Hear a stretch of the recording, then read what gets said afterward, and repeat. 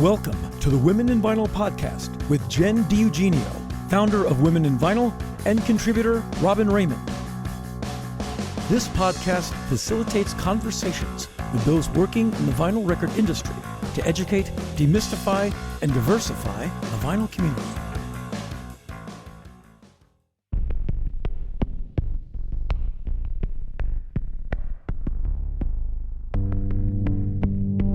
Ice on New Year's Eve, but I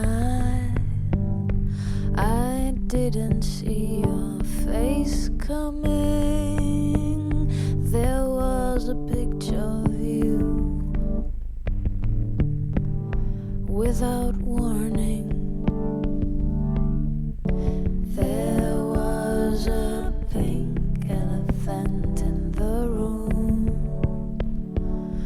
and no one saw that there was a pink elephant in the room.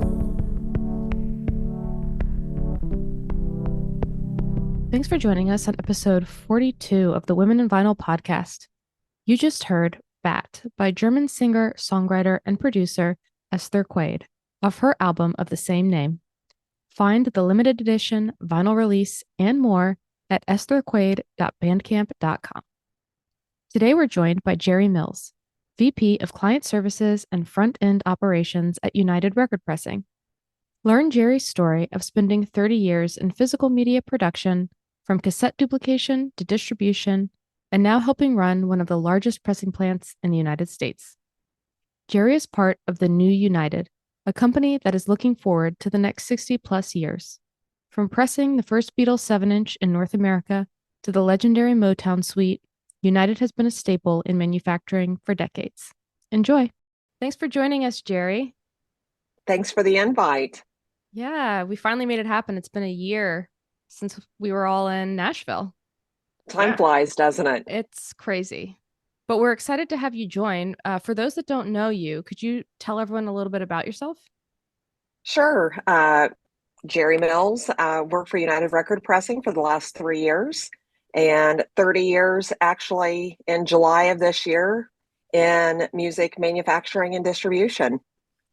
Started my career as a cassette duplication operator. That's so awesome. Yeah.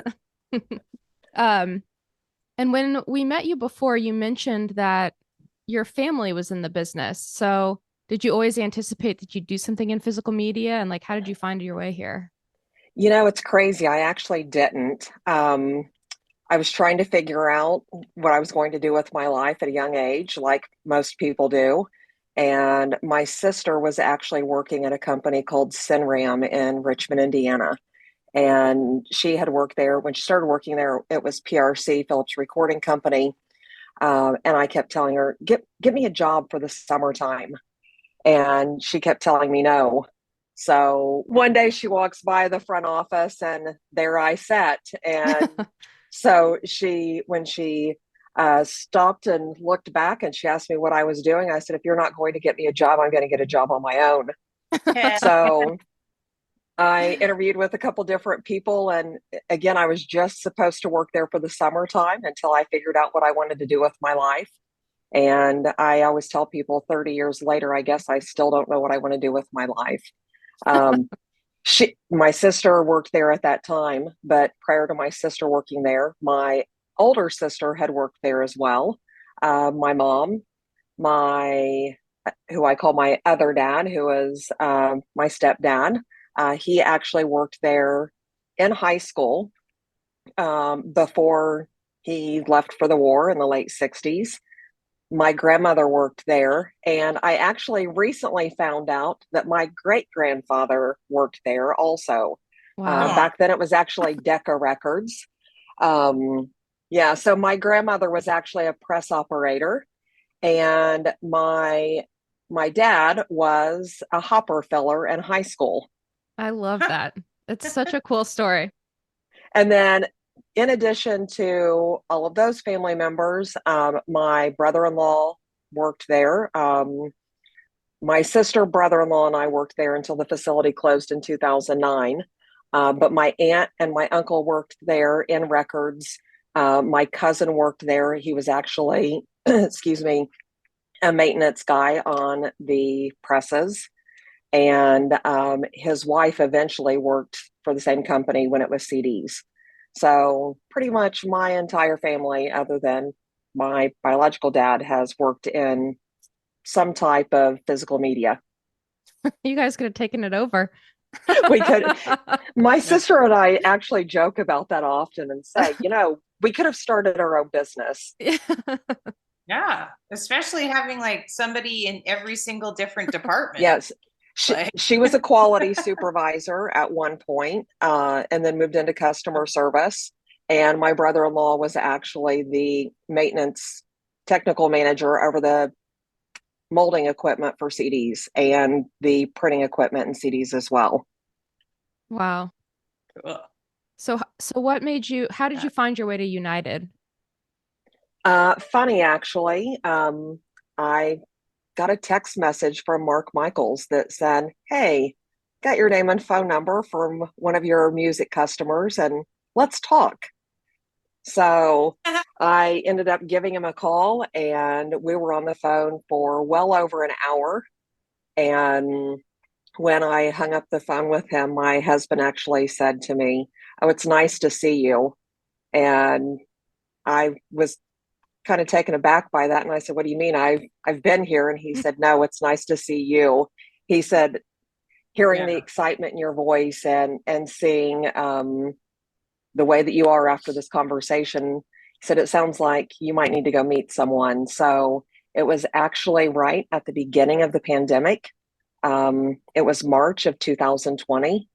And so Mark and I traded phone calls and text messages for a couple months. And then actually it was actually this same time right now that Mark offered me a job at United. Wow. It's a major month, huh? Right. Wow.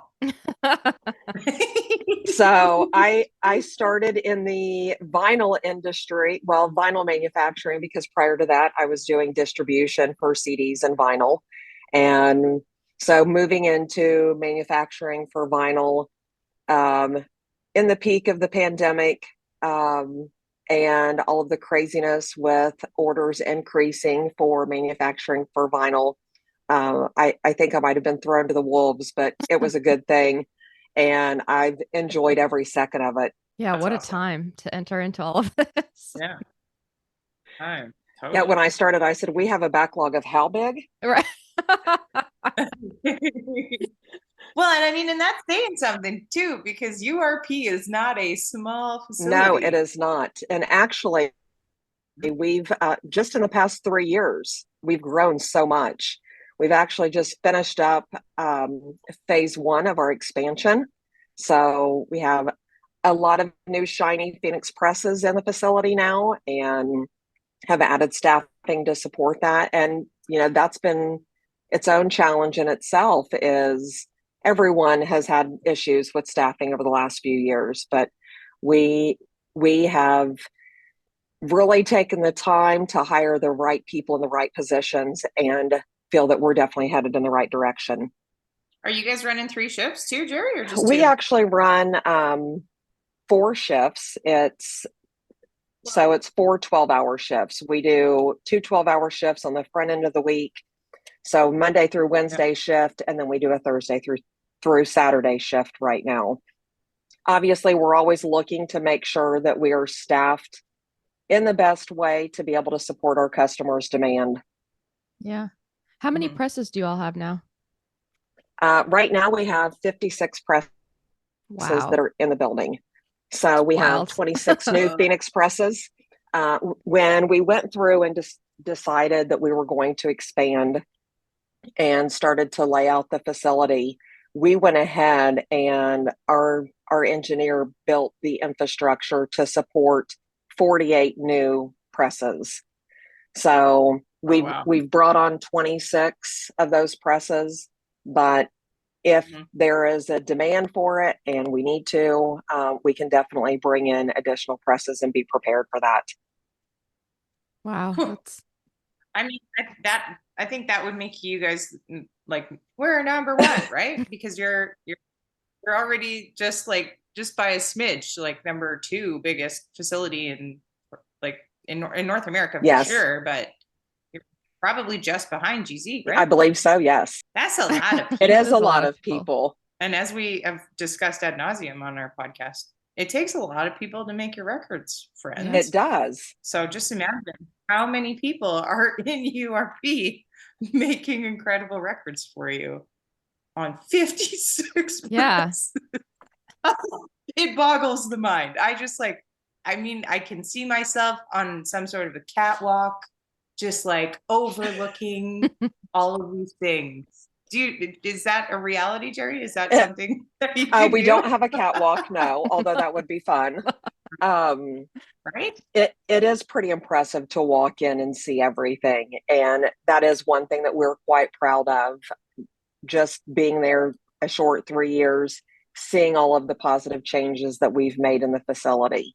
So we're not, obviously our workload dictates the number of presses that we run each day or each week.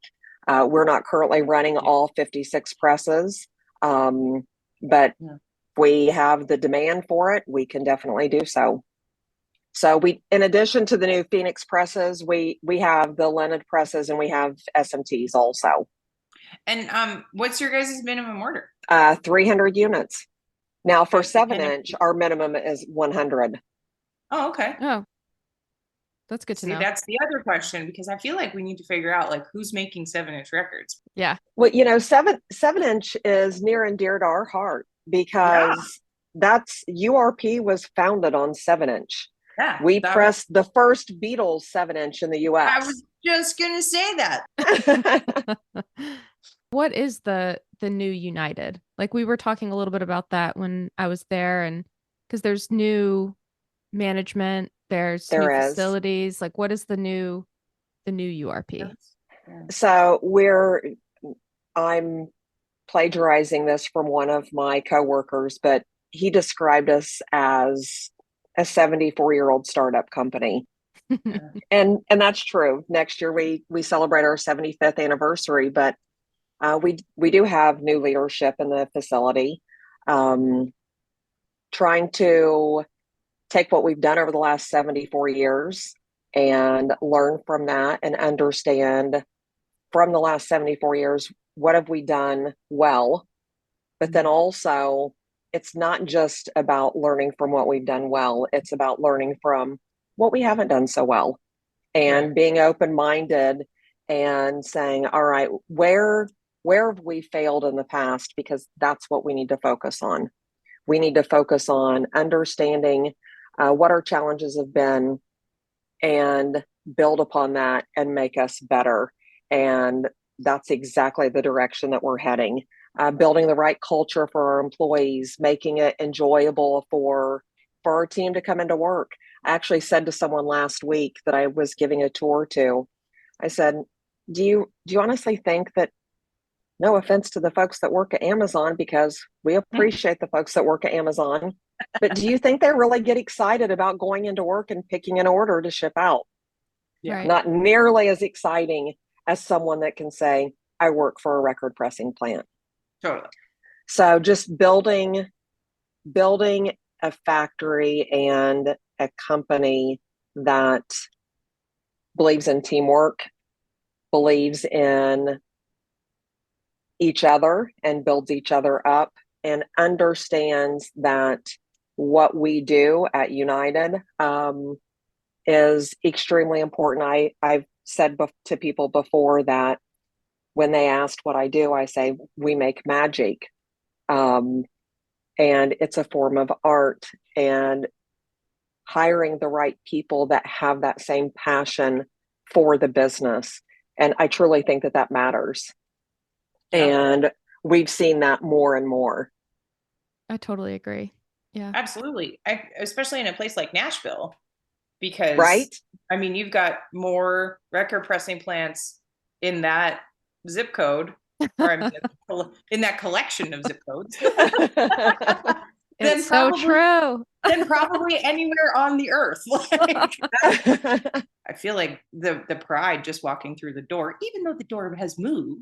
Just like walking through that door, like I feel like I would be like, hell yeah.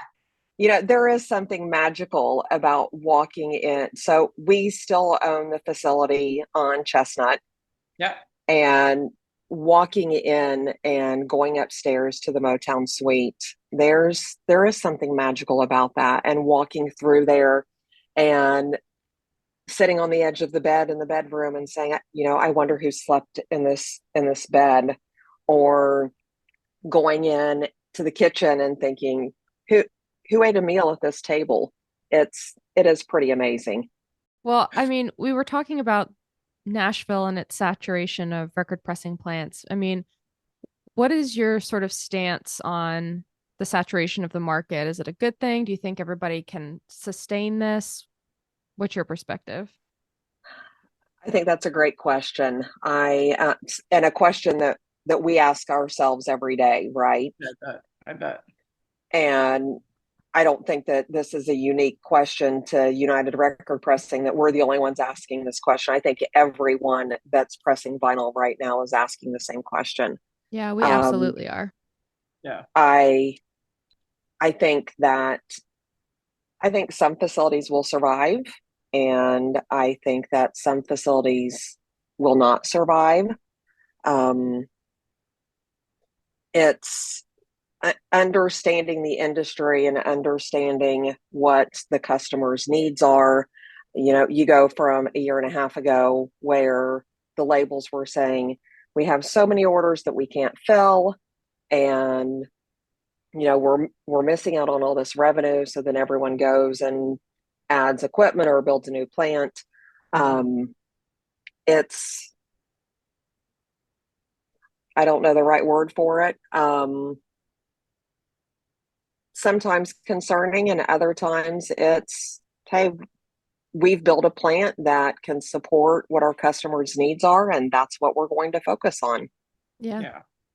I mean, I think maybe, and this might be me reading into it, but short-sighted is maybe the word you're looking for, because it's like, let's do this thing immediately, but not looking like down the road a little bit to when things might mellow out, perhaps. Yes. Mm-hmm. And you nailed it right there, Robin. Short-sighted is definitely, let's face it, this industry is short-sighted. Yeah. And we've built a facility that can accommodate that short-sightedness. Totally.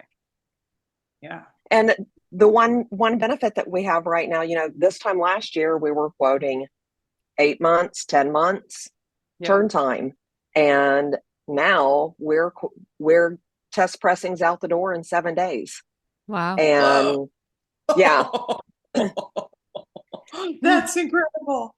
And that's from receipt of audio. So we can receive the audio, the lacquer is cut, silvered, plates ready, stampers on the press, test pressing ran, test pressing QC'd, and out the door in 7 business days. Wow. Because you all have the unique ability to also do all of that there. Yeah. So there's Nashville Record Productions it has space inside our facility. So he can receive an audio file. And within 24 hours, we can have a lacquer cut, and we're now silvering in-house also.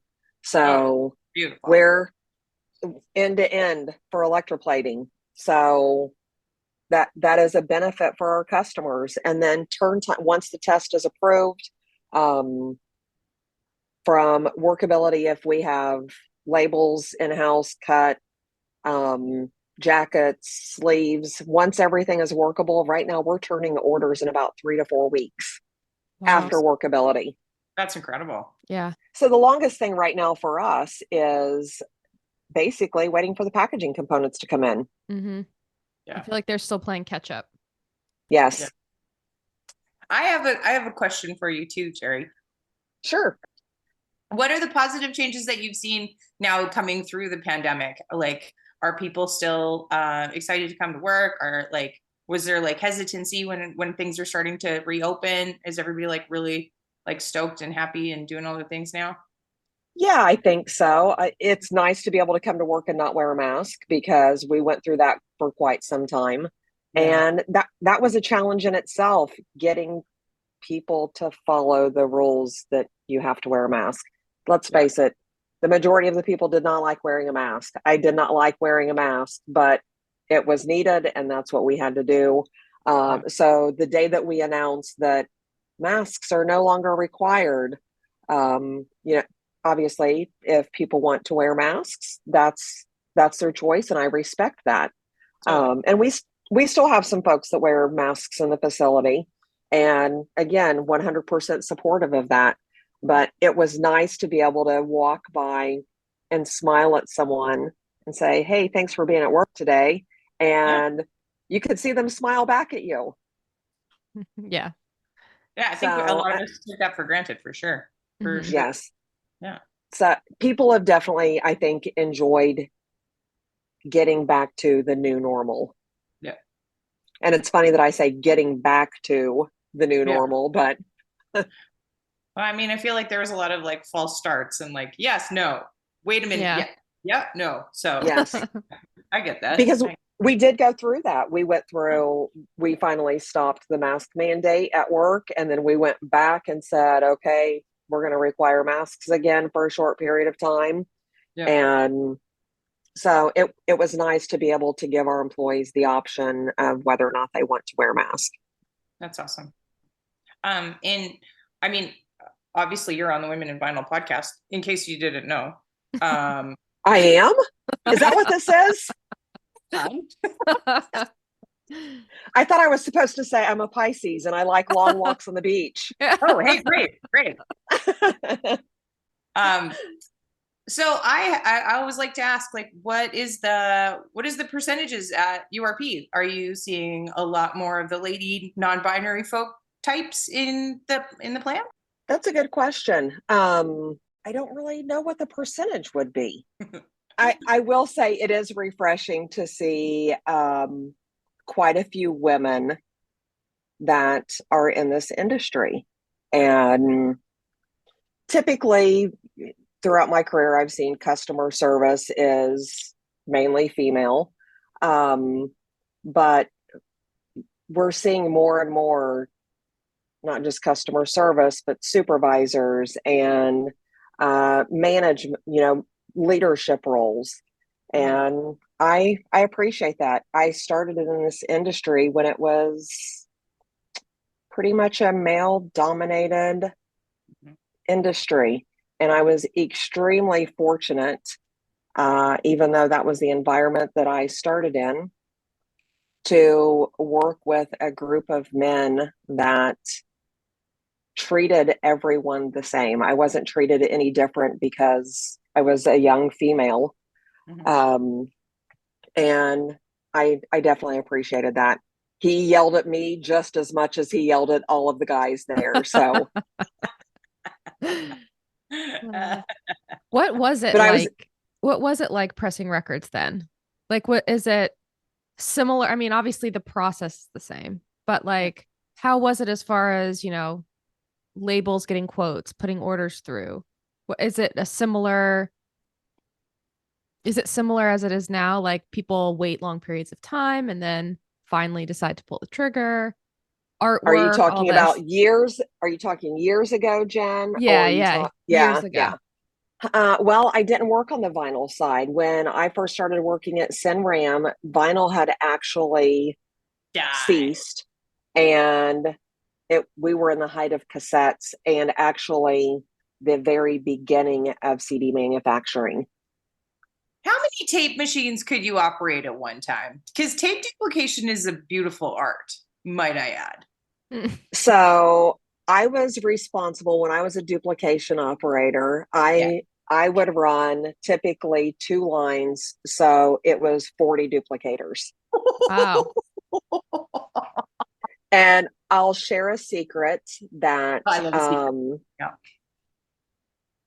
I very early on, I had extremely long hair, and all of the pancakes were on shelves up above the equipment.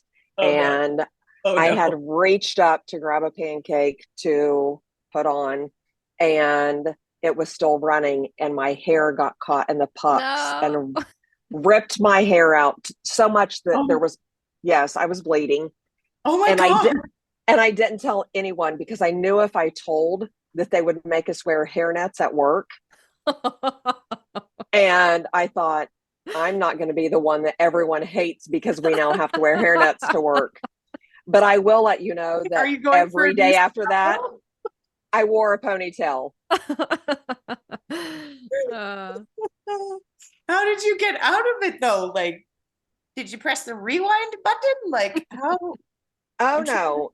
I'm trying So keep, I don't know if you've ever seen a cassette manufacturing facility, but you actually duplicate on a reel of tape, yeah. and then that goes to a loading machine that actually loads the tape into the cassette C0. So Yeah. this was actually while it was On a duplicating reel. on the Oh, reel. oh my God. So I had to wait. Yeah, I had to wait for it to finish, and then yeah, I'm it was sorry. something that no. I've never forgotten how that felt. I mean, that would be a special kind of pain. Yes. Yes. It was. Yeah. I mean, you learned real quick, I'm sure. You're like, okay, ponytails forever. Because Exactly. that's never happening again. Not just to hide your shame, but like for functionality, for sure.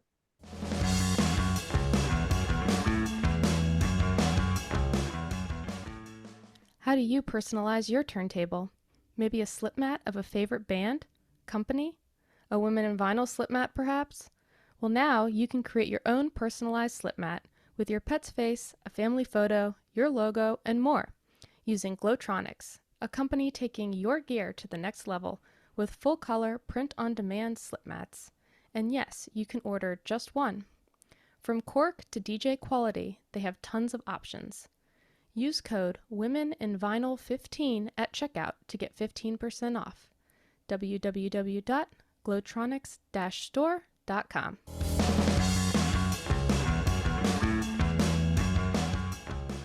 And now, back to the episode. So, vinyl customers you weren't dealing with, but what was the landscape like with cassettes and CDs? I mean, because you could turn them a lot faster. So, was Oh, there the same absolutely. kind of like, I mean, vinyl fans are very passionate people, I think is a good way to put it. And so Yes. there's a lot of commentary, there's a lot of discussion over releases and delayed releases. Did you see the same kind of thing then, or was everything a little smoother? No, it was the same. Um, I've pretty much said it doesn't matter if it's a cassette, a CD, or vinyl. The planning, um, the length of time that it takes to get something workable, all of that is pretty much the same. I found that in this industry, it's let's hurry up and then wait. And the same can be said for cassette manufacturing and CD manufacturing. But as soon as it becomes workable, oh, we need that tomorrow. Yes. I feel that so much. Yeah. I will say one thing that I find that's different is it wasn't anything to plan, a 250,000 units to press in a day. And going through the planning and the scheduling of 250,000 CDs is completely different than going through the planning and scheduling of vinyl. Yeah, right. I thought to myself when I first started working at United, oh, it can't be that difficult. Plan 30,000 units, I can do that in my sleep. Sure. And I mean, what do you think is the biggest difference between those things? Because I mean, yeah, like you look at it, and I mean, for the general record hoping public, because not everybody understands all of it, but like, what do you think the disconnect is between? Because arguably, it's kind of, I mean, there still needs to be a CD master, and there's still a physical, like not cutting process, but like a lasering process, so Mm-hmm. that some time. So what do you think is the major difference between CDs and vinyl when it comes to schedule? this is probably going to sound silly, but having two sides to worry about versus Sure. one side. Yeah, that's totally fair. Yeah. For sure. If you have an issue with, side B stamper, and then you identify that you need a recut, let's face it, you can't do anything with side A. And, we didn't have those challenges with CDs. Man. I feel like sound too is another thing that we fight a lot because everyone's so used to hearing everything digitally and on Spotify. Yes. And so hearing that on vinyl, there's a huge disconnect on expectations a lot of times. And it's hard to explain it to people because you're kind of like, you're wrong, but you can't say that you're wrong. I mean, you can. Like, it's a different format, and that's like the check your expectations. That's like, it's the dumbest thing. It's like asking an apple to taste like an orange. You know what I mean?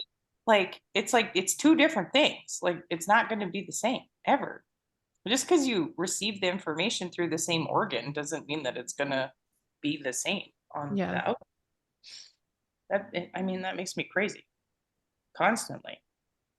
And I will say that was a learning curve for me coming from optical disc.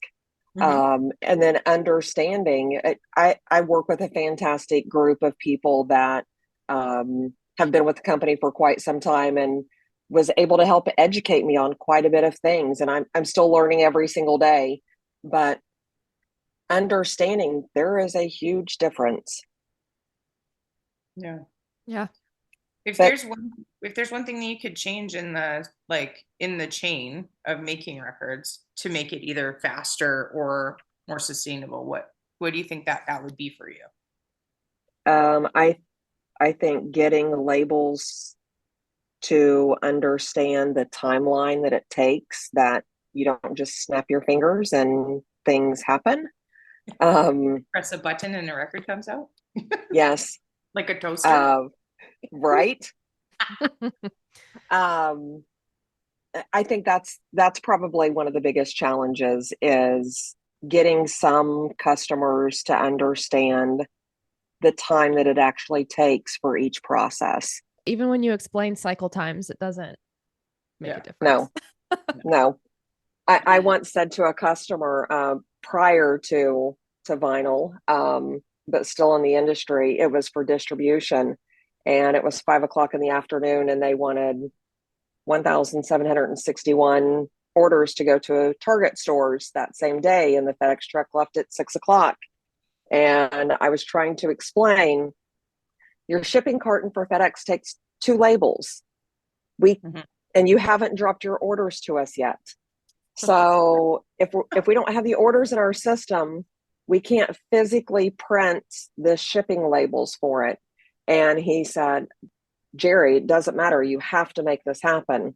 And I finally said to him, listen, there are some things that just aren't physically possible. Like me being 26 years old again.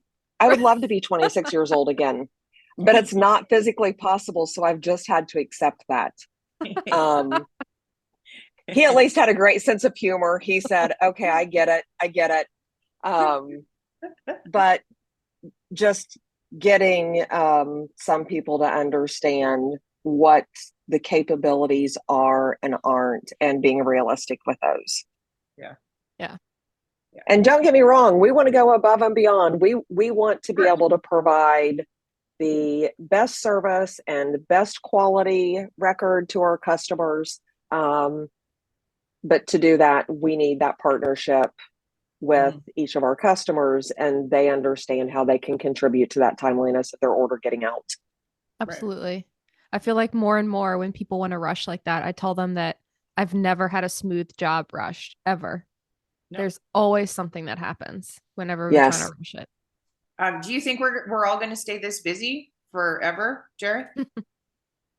Well, I've been in the peak of cassettes, and then obviously the decline and the closure of cassette manufacturing at the facility I worked at.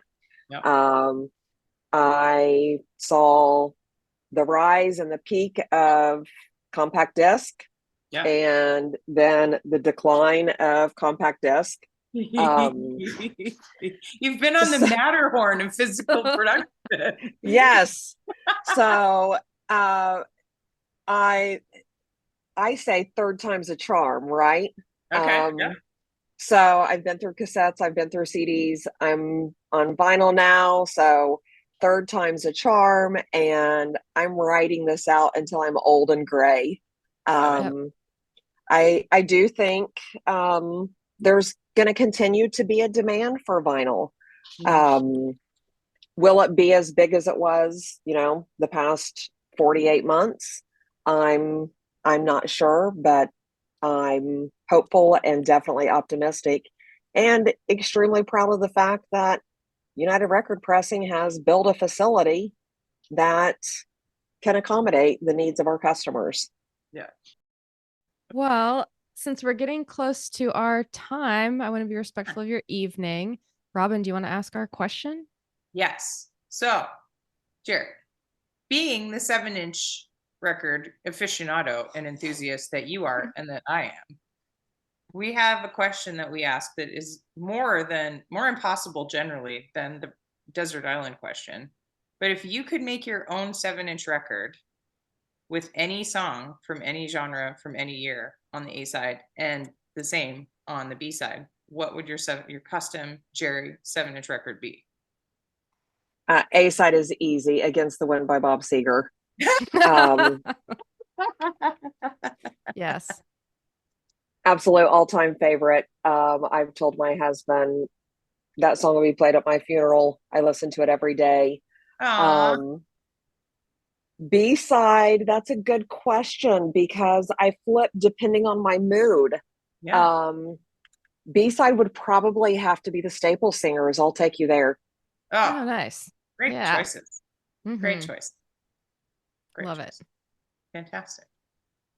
Well, that just seemed like we got started 5 minutes ago. And thank you so much. Yeah, it was so fun to talk to you. I know it took us a while to connect. Thanks so much for making time for us, Jeri. We really super appreciate it. Yeah. Well, thank you both for reaching out. I greatly appreciate it. This hour has definitely flown by. So we'll have to do a redo. I love it. Yeah. Yeah. So, Jen, I actually have to tell you that I was listening to a previous podcast and you talked about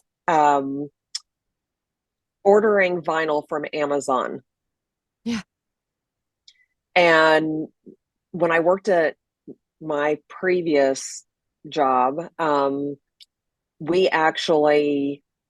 was there when we installed the equipment that packaged vinyl individually for Amazon stores. Oh, really? So, yes. So that was pretty interesting to be able to see how that worked and how it read the barcode, and it basically wrapped the carton around the vinyl and sealed it.